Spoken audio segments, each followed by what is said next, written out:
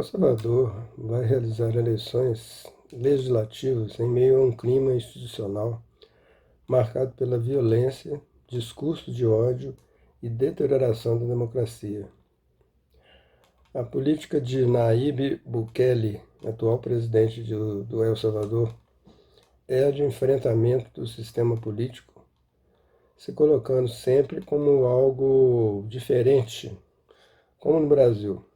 O Bolsonaro aqui falava em nova política. Foram os constantes confrontos de totalmente diferente contra os mesmos de sempre que levaram o ex-membro da Frente Farabundo Mártir de Libertação Nacional, FMLN, à presidência. Nayib, no executivo, tem buscado conflitos constantes com os demais poderes, afetando os já débeis fundamentos da democracia de El Salvador. Esses conflitos foram administrados na caça aberta a todos que o criticam e o acusam, assim como faz o Bolsonaro, né? Assim, hoje, Bukele tem inimigos de sobra, a própria FMLN, Aliança Nacionalista Republicana Arena, a direita tradicional, funcionários públicos, jornalistas, meios de comunicação e até mesmo vítimas da guerra civil.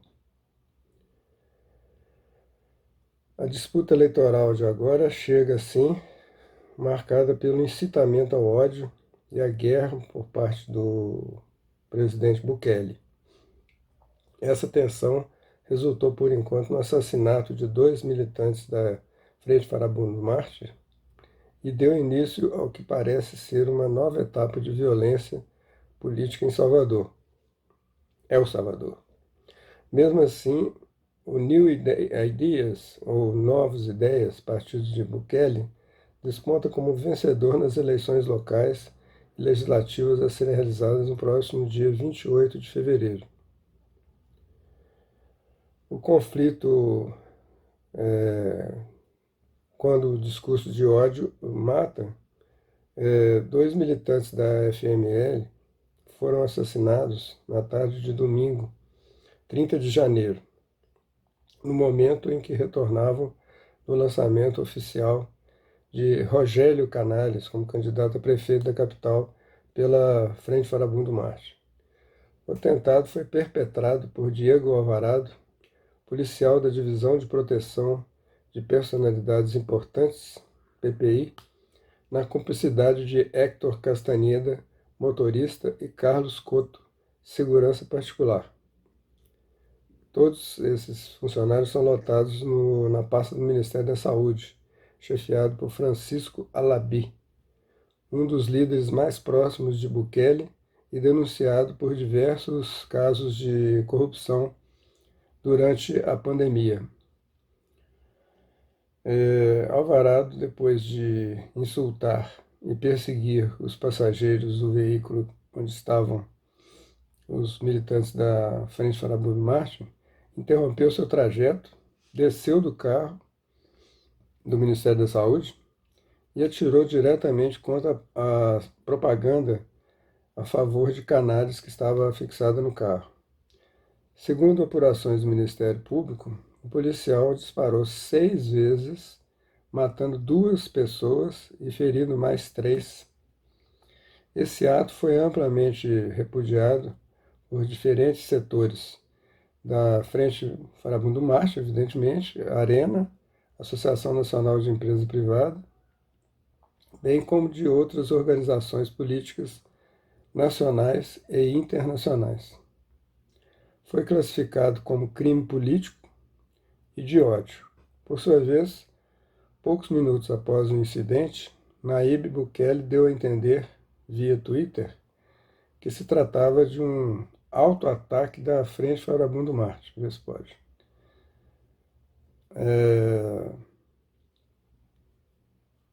E, na verdade, não foi isso que aconteceu, né? Bukele fez uma campanha eleitoral de ódio e violência. Esse clima é semelhante à campanha que o levou à presidência da República, estratégia que foi aprofundada na sua gestão e que se explicita em vários exemplos. Primeiro exemplo, o desprezo pelo bipartidarismo, Frente Farabundo Marcha versus Arena, que foi a chave de sua campanha eleitoral. Com noções como o mesmo de sempre e slogans como basta dinheiro quando ninguém o rouba, ou seja, se colocando contra a corrupção, né? Bukele plantou em sua imagem a ideia de algo diferente, novo e necessário para El Salvador. Enquanto os mesmos velhos, né, eram culpados por todos os problemas do país, ele aparecia como Salvador, o Messias, muito parecido com Jair, né? Durante o discurso em que reconheceu a vitória eleitoral, Bukele disse que era para virar a página do pós-guerra e construir o caminho para novas ideias, que é o nome do seu partido, né?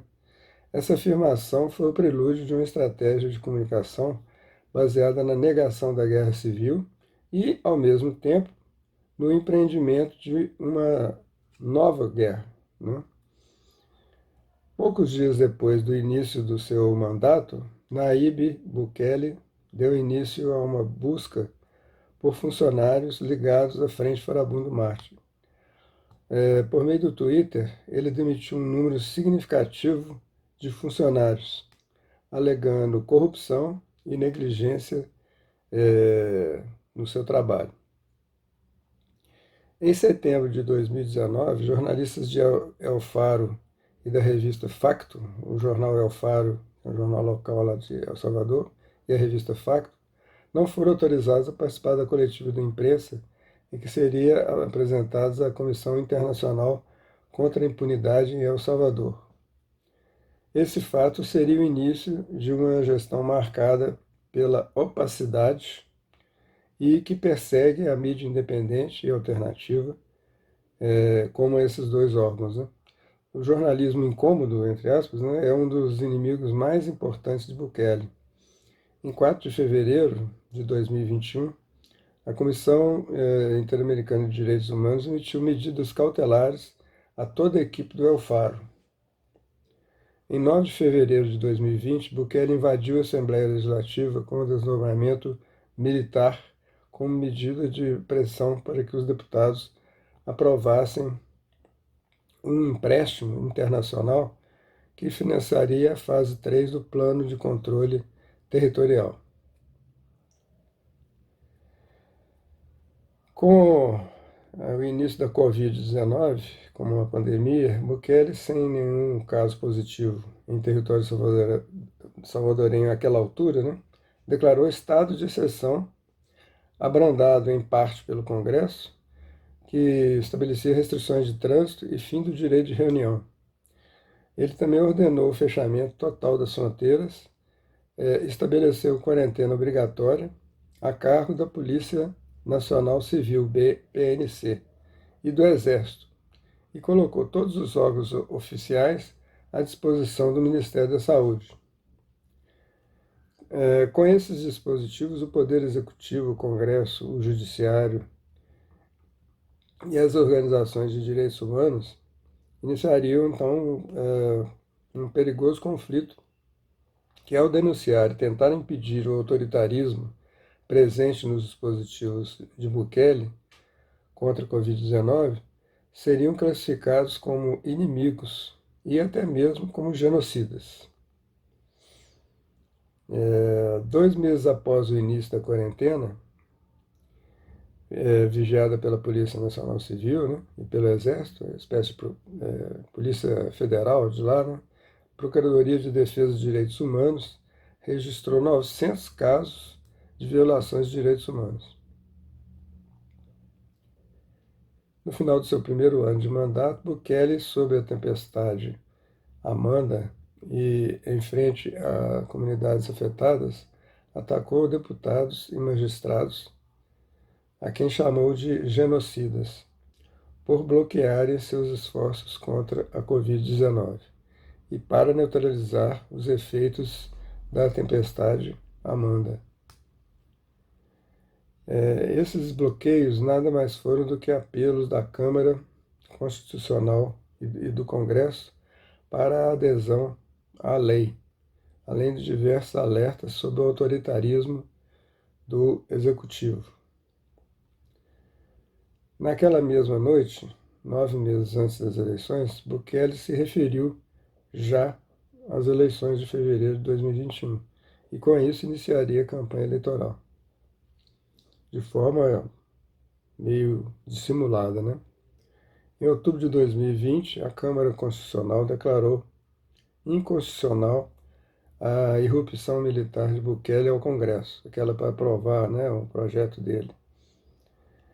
Na mesma decisão, a Câmara ordenou que o Ministério de Defesa, o Exército, o diretor da Polícia Nacional Civil cumprissem o que a lei exige deles e alertou sobre as ameaças de hiperpresidencialismo. Como parte da comemoração do massacre de El Mozote, Bukele atacou e declarou que a guerra civil e os acordos de paz eram uma farsa. Mais uma vez, ele atacou os mesmos de sempre e os responsabilizou pelos problemas de acesso à justiça nas comunidades de El Mozote e arredores. Ao mesmo tempo que omitiu que há meses negou o acesso aos arquivos militares, zombou das vítimas e não cumpriu a sua promessa eleitoral.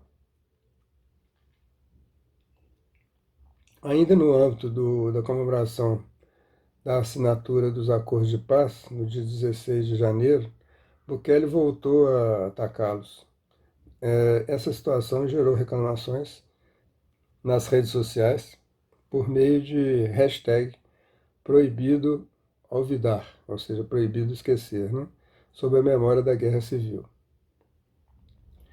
Além de todas essas tensões políticas, acrescenta-se o papel fundamental desempenhado pela Polícia Nacional Civil e o Exército na administração Bukele. A PNC, liderada por Maurício Arriaza Chicas, recusou-se a levar o ministro da Fazenda ao Congresso para iniciar investigações sobre despesas irregulares no contexto da emergência da Covid-19. A PNC também dificultou a operação da promotoria do Ministério da Saúde e, em termos gerais, os funcionários denunciaram a obstrução judicial da PNC.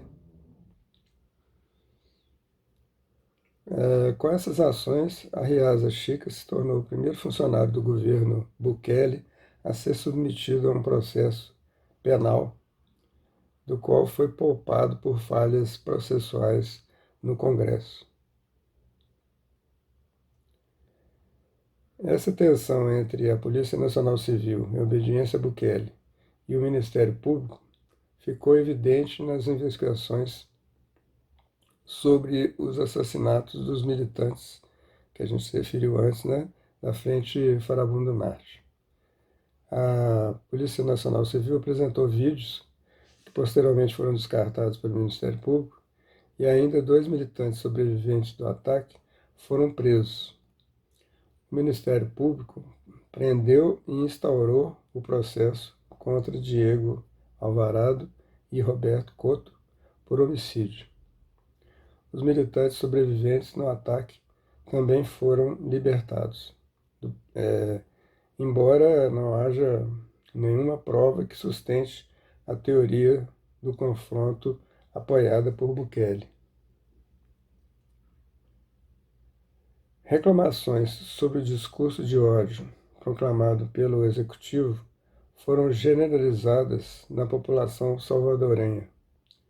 A profunda polarização entre aqueles que apoiam o governo e aqueles que não o fazem também está muito clara.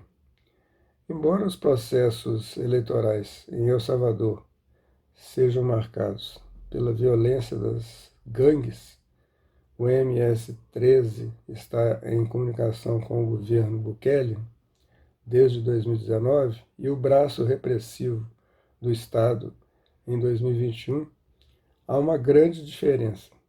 Isso é abertamente incitado pelo Executivo, como evidenciado pela ausência do Partido Novas Ideias no acordo político entre a Frente Farabundo Marte, a Arena e o Tribunal Superior Eleitoral de lá, que obrigava as partes a não incitarem atos de violência durante a campanha eleitoral.